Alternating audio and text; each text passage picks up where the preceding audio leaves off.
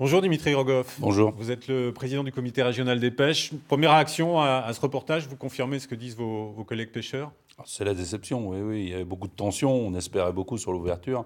Effectivement, elle s'est faite très au large sur des zones qui sont moins propices cette année, quoi. La coquille, dans le large, cette année, elle est plus près des 12 000, quoi.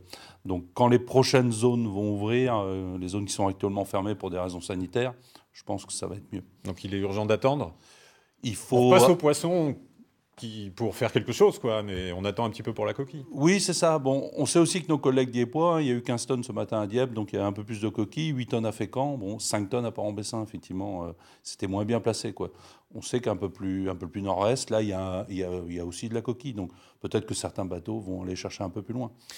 Donc vous nous parliez il y a quelques semaines, après l'espèce de bataille navale qui avait eu lieu, qu'on attendait une année du millénaire quasiment, mais là c'est en baie de Seine, hein, dans la zone à l'intérieur des 12 000 qui ouvrira dans un mois maintenant. Oui, on a deux gisements qui sont très riches, c'est dans les eaux territoriales, donc là où les Anglais ne sont pas allés, dans la baie de Seine d'un côté et en bande côtière de Seine-Maritime de l'autre. Là aussi, on a pas mal de coquilles.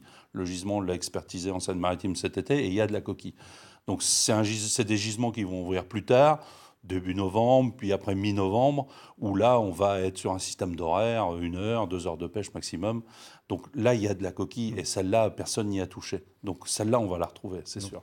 les Britanniques, ils ont peut-être un peu bon dos parfois. Vous en êtes où avec eux? Les négociations se poursuivent pour essayer d'arriver à des accords un peu plus pérennes que ce qu'on a pu voir récemment? À la date d'aujourd'hui, on a un accord à minimal, un petit Ouais. accord qui fait qu'ils ne sont pas en pêche. Les gros bateaux ne sont pas en pêche en même temps que les bateaux français, là.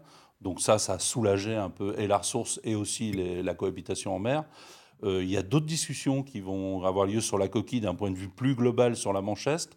On a toujours notre projet de box communautaire, une espèce de zone sensible dans la baie de Seine qu'on voudrait mettre en place. Ça aussi, il y a des discussions qui vont avoir lieu dans les jours prochains entre États.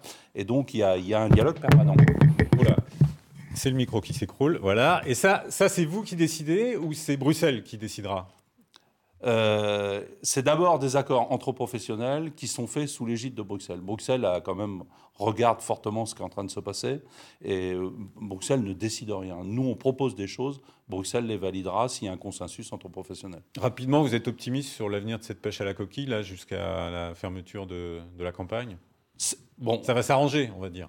oui, il y aura de la coquille sur les étals, il y Bon. aura de la coquille à Noël, les pêcheurs vont pêcher, surtout ceux qui ont des licences dans les gisements classés. Ceux qui n'ont pas accès aux gisements classés, on leur réserve d'autres zones plus terries. Donc ça va mieux se passer que ça n'a commencé. Merci beaucoup, Dimitri Rogoff, président du comité régional de pêche de Normandie, d'être venu dans ce 12-13 aujourd'hui. Merci à vous.